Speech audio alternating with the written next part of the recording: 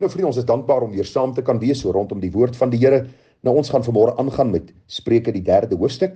U sal sien ons is nou besig om dit meer vers vir vers te hanteer en ons praat so 'n bietjie oor verse wat vir ons deurgegee word. Gister het ons die eerste 8 verse hanteer, die belangrikheid dat die woord op die tafels van ons harte ingegrafeer sal word, dat ons dit sal onthou, dat ons dit in herinnering sal roep, dat ons sal onthou dat ons die Here moet vertrou met ons hele hart en nie ons eie insig moet steun nie, en dat ons hom sal ken in al ons weë, dat hy ons baie sal gelyk maak. Die waarskuwing het gekom dat sonde ons liggaam en ons siel aanraak, en dat ons baie versigtig moet wees vir sonde, en soos vers 8 vir ons baie duidelik sê, vriende, dat ons sal afwyk van die kwaad, want dit sal genesing wees vir ons liggaam en verkoking vir ons gebeente. Nou vanmôre gaan ons vanaf vers 9 dan verder kyk, en ons gaan bietjie sien wat die Here vir ons wil kom leer. Vers 9 sê, vereer die Here uit jou goed, en uit die eerstelinge van al jou inkomste.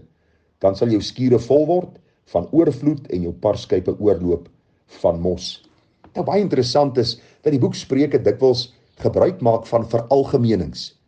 En hierdie is een van hulle. Ons kan nie hierdie as 'n belofte ophys en sê, Here, U sê ek moet U vereer uit my goed en uit die eerstelinge van my inkomste, en dan sal U my skure volmaak en my parskype sal oorloop nie. As ons die konteks gaan kyk, sal ons ook sien dat vers 11 en 12 praat van die tug van die Here. So hoe sien ons hierdie gee van die Here aan die een kant en die tug van die Here aan die ander kant? Ek dink dit is baie eenvoudig. As ons gaan kyk na wat die Bybel vir ons leer, is daar 'n algemene seën wat die Here gee vir sy kinders, vir die wat in getrouheid en gehoorsaamheid aan hom gee en vir hom leef en sy wysheid toepas in hulle lewe. Daar is hierdie algemene seën wat hulle ervaar. Dis verseker so. Ons sien hoe kinders van die Here hierdie seën van die Here geestelik en tydelik beleef in baie opsigte. Ons dink aan die volk Israel het hierdie baie duidelike opdrag van die Here gekry om die eersteling van hulle vrugte en van hulle vee en van alle dinge te gee. U kan daarvan gaan lees in die Ou Testament en Deuteronomium en ander plekke. En dan sien ons ook in Matteus 6:33 sê die Here vir ons, maar soek eers die koninkryk van God en sy geregtigheid en al die dinge sal vir julle bygevoeg word. So hierdie veralgemening is om vir ons te sê, luister, daar is 'n seën in ons gehoorsaamheid aan die Here en in ons gee vir die saak van die Here. Ons kan nie net terughou soos ons wil, ons kan nie alles vir onsself hou nie, ons kan nie alles opeis vir onsself nie, want wat ons is net genade, wat ons het is net geleen, en ons gaan eendag rekenskap gee vir ons rentmeesterskap. Daarom vriende, is dit belangrik om te gee vir die saak van die Here. En ons gee nie met die gesindheid van wat gaan ek terugkry en wat gaan ek uitkry nie, maar ek gee omdat die Here vir my alreeds so goed is, omdat sy genade alreeds so oorvloedig oor my lewe is. Hierdie is nie 'n belofte soos ek reeds gesê het nie, maar 'n veralgemening, want u sien, ons lees daar in die Bybel van Job, 'n getroue regverdige man wat skatryk was, en die Here het toegelaat dat in 'n dag alles van hom weggeneem sou word. Selfs sy gesondheid is van hom weggeneem. Ons dink aan die apostel Paulus wat sê dat hy in oorvloed het en soms het hy in gebrek. So baie duidelik dat die Here vir ons sê dat ons hom moet eer in die wyse waarop ons sy woord hoog ag, waarop ons sy woord gehoorsaam, waarop ons gee van ons inkomste wat ons kry, maar ons moet onthou dat die Here ook soms in ons lewe die tug toelaat. Vers 11 en 12. My seun, verag die tug van die Here nie, laat sy kastyding nie jou weerstand wek nie, want die Here tugtig hoor nou hom wat hy lief het. Ja, soos 'n vader die seun in wie hy behaag het. Het jy al daaraan gedink dat tug wat die Here vir ons gee, is juis omdat hy ons lief het, en hy wil nie hê daar moet 'n weerstand in ons hart kom teenoor hom, die heilige God nie. Dit is so wanneer ons lank ly onder siekte, miskien finansiële druk, dan is dit ons geneig om vir die Here klomp vrae te vra. Here, waarom en hoekom en wat het ek nou verkeerd gedoen, in plaas van om met die Here se wonderlike waarheid besig te raak en te sê, Here, al gaan U en al stuur U my nou in hierdie moeilike tyd. Here, weet ek ook U is by my, en die Bybel sê dat U my liefhet en dat U is soos 'n vader wat in sy seun 'n behaag het. Het jy al daaraan gedink, vriende, dat die Here Jesus toe hy op aarde was, geleer het uit wat hy gelei het? As hy die volmaakte seun van God moes leer uit wat hy gelei het, hoeveel te meer moet ons nie van tyd tot tyd die tug van die Here ervaar nie?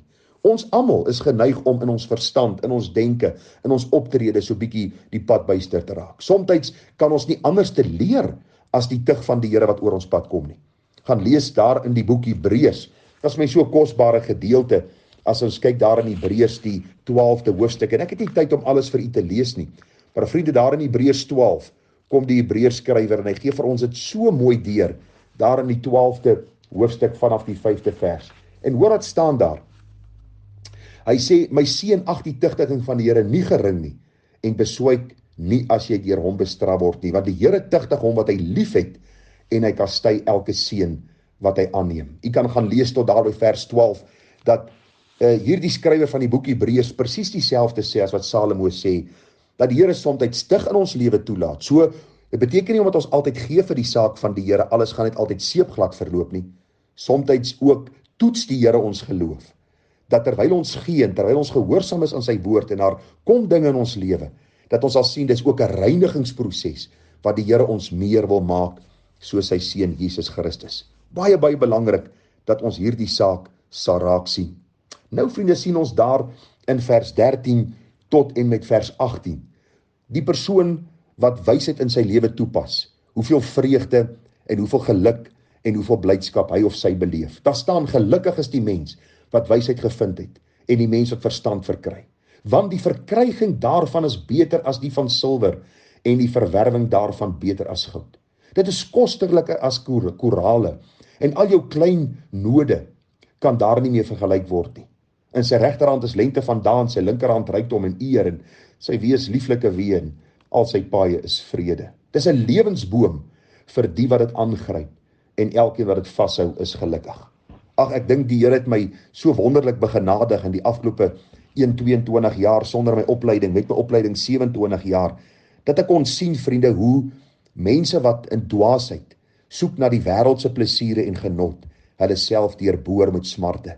En dan die voorreg waar ek huisbesoek gaan doen met mense wat 10 en 20 en 30 en 40 jaar die pad met die Here stap. En hulle is miskien nie wel af nie, hulle is miskien nie die mense wat in die grootste huise bly en die mooiste karre ry nie, maar oor die vrede wat hulle het, daardie vergenoegdheid, daardie dankbaarheid, daardie blydskap, daardie lewe van, jy weet, ek sien uit om my hemelse Here te sien. Dis wat vir my aan die hart gryp en dis wat ek vir u wil sê, is belangrik dat ons ook sal sien in die boek Spreuke, daar in die 3de hoofstuk en hierdie klompie verse vanaf vers 13 tot 18. Dit is voordelig om die wysheid van God in jou lewe toe te pas, om die waarheid van die woord lief te hê en jou voetstappe daarvolgens te rig. Want u sien, vers 19 en 20 sê vir ons, dat die Here is die bron van ons wysheid. Hy is die fontein van wysheid. En dan vergelyk die Bybel dit met die skepping. Hoor wat staan daar? Die Here het deur wysheid die aarde gegrond, deur verstand die hemele vasgestel. Deur sy kennis het die watervloede oopgebreek en het die wolke dou gedruk. Kan jy agterkom dat Salomo ook vir ons sê dat die Skepper die een is wat vir ons deur sy alwysheid lei in wysheid deur sy woord om 'n lewe te leef wat hom kan behaag. Daar die pragtige lied sê, o Here my God, as ek in eerbied wonder en elke dag u werke aanskou, die son en maan, die aarde, sterre, wolke, hoe u dit elke dag so onderhou, dan moet ek juig, my redder en my God. Hoe groot is u? Want deur die hele skepping klink dit saam, hoe heerlik Heer u groote naam. So wonderlik om te weet, vriende, dat hierdie Skepper God, wat deur sy wysheid geskaap het, en alles in stand hou deur die krag van sy woord, ook vir ons die bron van wysheid is, sodat ons rein, heilig en opreg voor hom kan wandel. Die oomblik wanneer ons hierdie waarheid verstaan, en dan begin ons God lief kry. Ons begin hierdie liefde wat hy in ons hart uitgestort het, beter verstaan deur die blaaie van die Bybel, en ons begeerte is elke dag, Here, my allerbeste vir u, die allerhoogste, want dit gaan my lei op 'n weg van geregtigheid, dit gaan vrede in my siel bring, dit gaan my in getrouheid laat gee vir u saak, dit gaan my op die einde van die dag so laat lewe, dat wanneer u tug oor my lewe kom, ek nie gaan bevraagteken nie, maar eerder gaan vra, Here, wat wil u daardeur bereik, en hoe kan ek meer en nader aan u kom, deur dit wat u oor my lewe toelaat. En dan gaan ek ook hier 'n lewe leef, vriende, waar ander mense kan sien, dat Christus is die bron van my wysheid. Hy is die een wat gesag voer in my lewe, heerskappy voer, en ek is in dankbaarheid oorgegee aan hom, sodat ek in afhanklike gehoorsaamheid kan sê, doen slegs u wil, Heer, u wil met my. Nou ons gaan bietjie kyk, môre vanaf vers 21 en verder, gaan ons bietjie kyk ook oor hierdie wysheid, en hoe dit, vriende, alles beïnvloed in my lewe, en dan is daar 'n paar dinge, wat die Here vir ons in die Bybel deurgee oor weldade, wat ons nie van mense moet weerhou nie. Ons gaan kyk wat dit beteken, ons gaan kyk na die gedagte dat ons nie afgunstig moet wees op sekere mense nie, wat dit beteken, en hoe die Here vir ons kan rig en lei. Mag die Here ons genade gee, mag ons verdere ondersoek instel, en mag hierdie waarheid ons harte versterk, tot eer van sy wonderlike naam. Groete vir u, mooi dag verder. Ons bid vir mekaar, staan vas, staan sterk, tot eer van sy naam. Tada.